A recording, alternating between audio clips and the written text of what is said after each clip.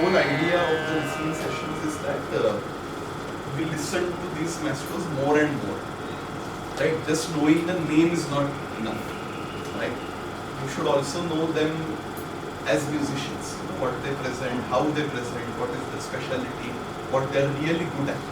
Like if I just tell you name of a hotel, if I say you know they serve very good food, it doesn't tell you anything beyond the name, right? What will you say? Okay, when are you going to take us there, right? Then you will get to know what the food is actually like, how it's made, how it's served, how it tastes, and all of that. Same way for music also. See, just knowing the names is not enough, right? You can say, yeah, I know Bhagandar, Kishori Amrokar, Bhimsen Doshi, and all of that. But what ultimately matters is someone says, okay, but what is the speciality of Bhagandar? What's the speciality of Bhimsen Ji? Then will you be able to tell what's the speciality? Can you tell me what is the speciality of, for example, Zakir Hussain Ji? Okay.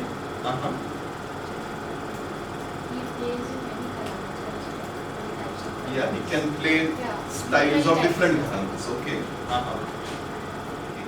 So, what are the types of instruments that we use? Percussion, string, and wind. And wind, and there is something even more. Like, correct. So, wind instruments are there. String instruments are there. Okay.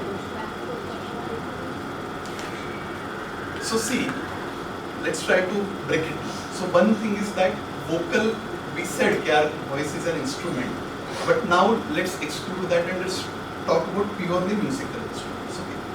There, the major categories are wind instruments. Any example of an instrument? Mouth organ is there, flute is there,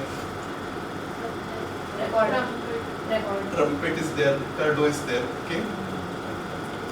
Then there are string instruments. In string instruments, what do you have? Sitar, sarangi, sarod, and all of that you have in that category. Then there are some instruments which have membranes that. So in vibrating also, see, in music everything vibrates. When you sing, your vocal cord vibrates. When you play a string, the string vibrates. When you play flute, what is vibrating? The wind inside, the air inside, that air is vibrating. So vibration happens in every instrument. But what vibrates? That is what is the classification is done based on. So in a string instrument, you will have vibrating strings. In a avanadha, have you heard this word? So tabla or all these, you call them avanadha vadya. They have vibrating membranes. A membrane is what? Correct. Skins, hides, and all of that. So that becomes another Sanskrit word. Okay. Even in wind instruments, there are some instruments in which there is a vibrating reed. Any example? Like in harmonium, what vibrates? String. Is there a string in the harmonium?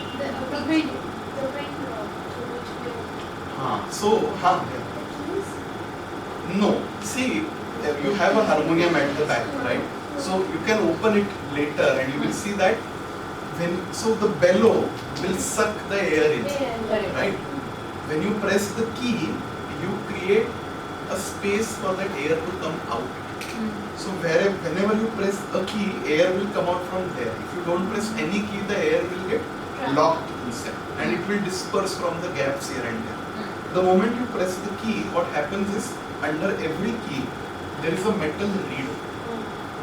That reed vibrates. Okay, and that's why the sound is produced. So even in Shehnai, there is a reed. So even though flute and Shehnai both are wind instruments, their sound mechanisms are different. So that's why a Shehnai is classified as a reed instrument, whereas a flute is just a pure wind instrument. Getting it? Harmonium is also a reed instrument, though it's operated by wind. Correct. Mouth organ is also reed instrument. Okay. Now, in instruments broadly, what Like for example, even if I sing, I am using breath. Even if I play a flute, I am using breath. Even if I am playing a harmonium, I am using breath. That is one way of classification, that how you power up the instrument. So one is using wind. How do you power up a sitar when you are playing it?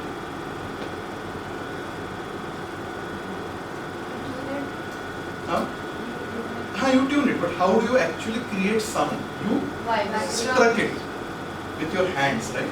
You will wear a metal thing on your hand and you strike it with that.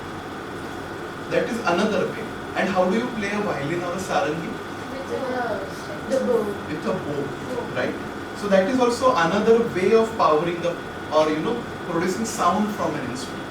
So that is another way, So, and it will create different sounds. So when you strike an instrument, the kind of sound it produces will be different, versus when you blow into an instrument, the sound will be different, versus if you use a bow in an instrument, the sound will be different.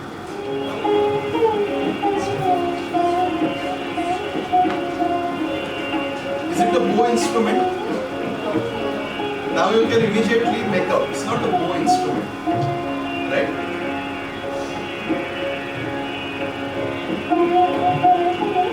What? String instrument. How it strings struck?